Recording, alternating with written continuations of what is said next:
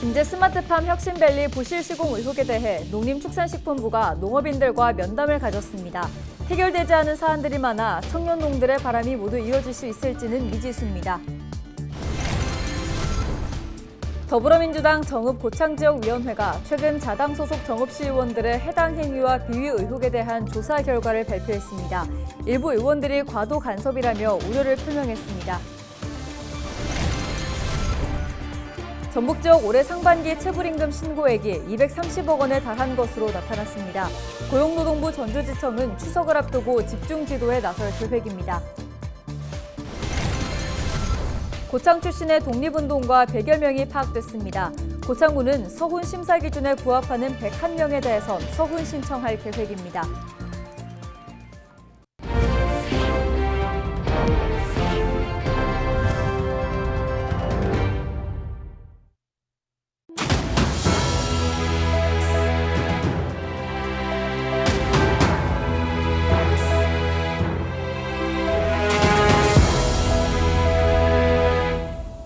시청자 여러분 안녕하십니까? 헬로티비 전북뉴스입니다. LG헬로비전 전북방송이 물이 줄줄 새는 김제 스마트팜 혁신밸리 소식을 계속해서 전해드리고 있습니다. 청년농들이 기자회견까지 열고 어려움을 호소하고 난 뒤에야 농림축산식품부가 농업인들과 면담을 가졌는데요. 하지만 여전히 각종 문제가 산재해 있어 청년농들의 바람이 모두 이루어질 수 있을지 아직까진 미지수입니다. 이나라 기자입니다. 작업자들이 누수 원인이었던 임대형 스마트팜 지붕을 고치고 있습니다. 스마트팜 내부에는 작물이 자라고 있지만 누수 공사에 쓰인 비닐이 천장에 대롱대롱 매달려 있고 햇빛 가리개 위에는 누수 공사 부품이 떨어져 있습니다. 다음 달 9일까지 완료하기로 한 스마트팜 누수 보수 공사가 부랴부랴 이루어지고 있는 겁니다. 임대형 스마트팜에는 화분을 올려두는 거치대가 수평이 맞지 않는 등 보수해야 할 시설이 한두 곳이 아닙니다. 스마트팜 입주 청년농들이 주장한 하자는 200여 개. 하지만 보수공사를 시공사에 주문하는 한국농어촌공사가 파악한 하자는 118개뿐입니다. 118건의 하자가 발생을 했었어요. 이제 지금까지 115건을 저희가 처리 보수 완료를 했고요. 3건이 남은 거예요. 3건이 남아서 지금은 하자 처리 중에 있습니다. 그마저도 하자 보수가 거의 완료돼 천장 누수와 햇빛 가리개 등만 보수하면 된다는 입장입니다. 보수 요청을 농어촌 공사에 전달해야 할 지자체 관계자는 구조적 문제로 비닐이 자꾸 찢어져 쓸 수 없는 냉방방기는 하자가 아니라고 합니다. 농가들도 다 부모님들 다 붙었었어요. 본인들이 해야 돼. 그거는 하자 보수가 아니에요. 그거는 찬바람, 더운바람 나오는 거 찢어지면 갈아야 돼. 그거는 본인 각자 하는 거예요. 또 다른 관계자는 수평이 맞지 않은 화분 거치대에 대해 본래 멀쩡했지만 작업을 하면서 틀어진 것이라며 청년농 스스로 제공된 나무 판자를 이용해 해결해야 한다고 말합니다. 수평을 맞추는 것이 작업하시는 분이 더 잘 알고 계시기 때문에 그런 부분을 좀 해주시자 하고 청년농들이 그 균형을 맞출 때 들어가는 나무 판자라든가 그런 부분을 요청을 해서 저희가 지금 만들어 놓고 있는 상황입니다. 하자를 판단하는 시각과 해결법이 다른 겁니다. 스마트팜 하자에 대한 비판 여론이 일자 농림축산식품부는 지난 22일 김제 스마트팜 혁신밸리 청년 농업인들을 만나 철저한 원인 규명과 하자 보수, 피해 보상 등을 약속했습니다.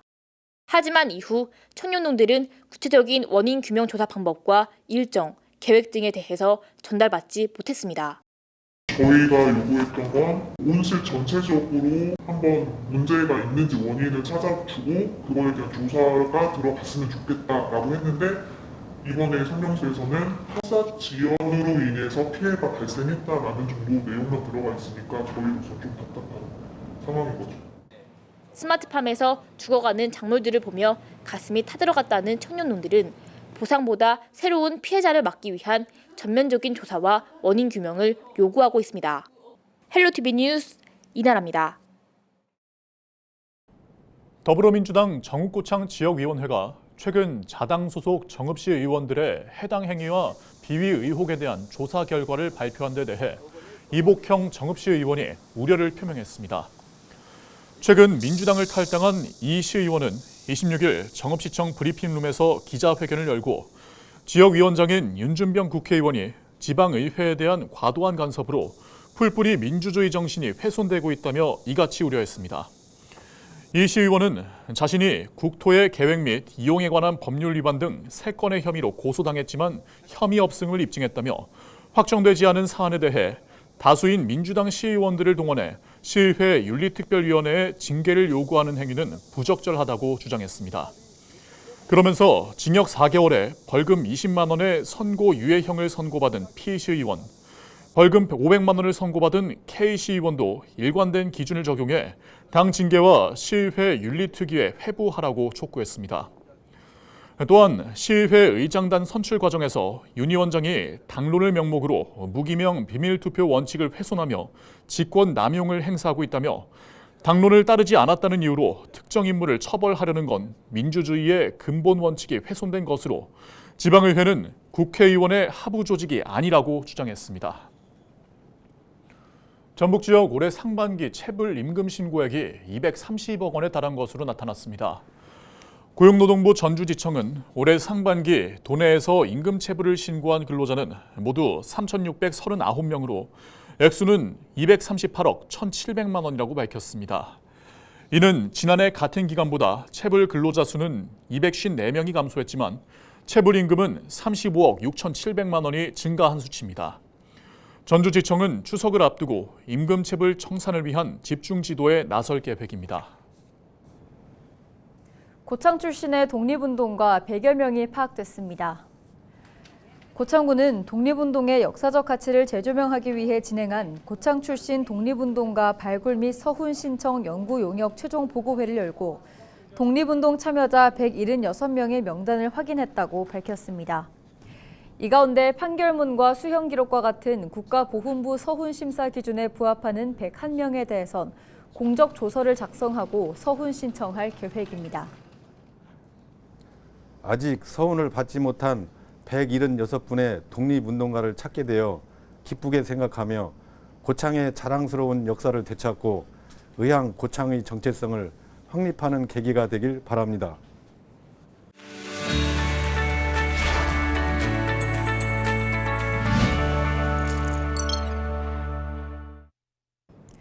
우리 지역 국회의원들의 활동 소식을 전해드리는 국회는 지금 시간입니다. 정읍 고창을 지역구로 둔 윤준병 의원은 올해 지원이 종료되는 농림축산과 해양수산 분야 지방세 감면 제도를 5년 더 연장하는 개정안을 대표 발의했습니다. 윤준병 의원은 부자들에게는 감세하면서 정작 서민들에겐 건전재정이라는 미명하에 마른 수건까지 짜내고 있다며 농림해양지방세 감면 지속법이 조속히 국회를 통과할 수 있도록 정부와 여당은 적극 동참해야 한다고 전했습니다. 군산 김제 부안군을 이원택 의원이 정책간담회와 세미나에 참여해 현장의 목소리를 듣고 있습니다. 이원택 의원은 21일 자신의 SNS에 최근 한국임업후계자협회 등과 정책간담회를 진행했다며 임업직불제 대상자 확대 등 관계자들의 요구들이 정책에 반영될 수 있도록 노력하겠다고 올렸습니다. 이와 함께 농수산물 가격은 떨어지는 반면 생산비는 폭등한다며 농사용 전기요금 제도를 개선하기 위한 정책 마련에 최선을 다하겠다고 전했습니다. 박희승 의원은 건강보험료 산정에 포함되는 소득에서 노란우산 공제 해지 일시금을 제외하는 내용의 국민건강보호법 개정안을 대표 발의했습니다. 박 의원은 소기업이나 소상공인이 폐업이나 사망 등 부득이한 사정으로 노란우산 공제를 이미 해약하는 경우 돌려받는 돈이 소득으로 잡혀 건강보험료 부담 비용이 늘어나는 문제가 있다고 지적했습니다. 경영 악화 등으로 인한 노란우산 공제 이미 해약 건수는 지난해 7만 1,000여 건으로 늘었습니다. 지금까지 우리 지역 국회의원들의 활동 소식을 전해드리는 국회는 지금이었습니다. 남원시의회는 음주 측정을 거부한 공무원을 승진시켰던 남원시의 정기 인사에 대해 행정사무조사를 실시하기로 했습니다. 남원시의회는 26일 열린 임시회에서 이 안건을 의결하고 시의회 자치행정위원회가 주관해 오는 11월까지 진행하기로 했습니다. 시의회는 행정사무조사를 통해 당시 부당한 인사가 이뤄진 과정과 이유 등을 확인하고 재발 방지 대책을 마련할 계획입니다. 앞서 남원시는 지난 7월 정기 인사에서 음주 측정을 거부해 현행범으로 체포된 뒤 경찰 조사를 받은 직원을 과장급인 사무관으로 승진시킨 후 논란이 지속되자 뒤늦게 승진 결정을 취소했습니다. 전북특별자치도 정읍교육지원청이 우선 지역 내 학교 2곳을 대상으로 불법 촬영 카메라 점검에 나섰습니다. 학교 업무 경감 담당 팀장 등 4명은 전문 탐지 장비를 활용해 학교 화장실과 탈의실, 샤워실 등을 점검했고 그 결과 불법 촬영 카메라는 발견되지 않았습니다. 정읍교육지원청은 교육환경보호구역 내 금지시설 설치 등도 올 연말까지 단속을 이어갈 방침입니다.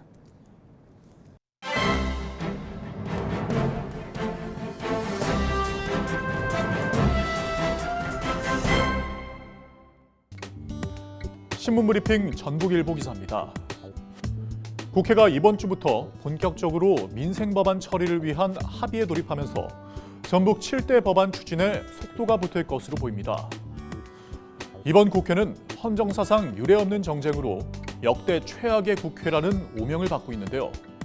여야는 이 같은 국민적 비판을 인지하고 오는 28일 국회 본회의에서 이념을 배제한 민생법안 10건가량을 처리할 것으로 보입니다. 최근 전북도와 정치권은 국회 상황을 예의주시하며 법안 통과 명분 마련에 고심하고 있다고 하는데요. 전북도와 전북 국회의원실 등에 따르면 전북 주요 법안은 대도시권 광역교통관리에 관한 특별법 개정안과 국립의학전문대학원법, 전주가정법원 설치법, 동학농민 명예회복법 및 독립유공자법, 캠프법 제정 및 마약류 관리에 관한 법률 개정, 새만금 국제학교법, 전북특별법 개정안 등 7개로 정리됐다고 합니다. 하지만 지금의 국회 상황에 비춰볼 때 연내에 이들 법 모두가 통과되기란 현실적으로 어려운 상황이라고 신문은 전했습니다. 지금까지 신문브리핑이었습니다.